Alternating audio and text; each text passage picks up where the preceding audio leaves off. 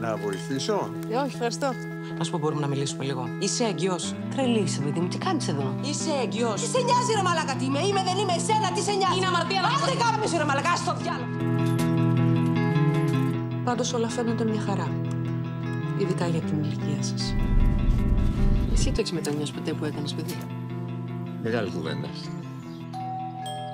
Ναι. Ποιος είναι? Θεία.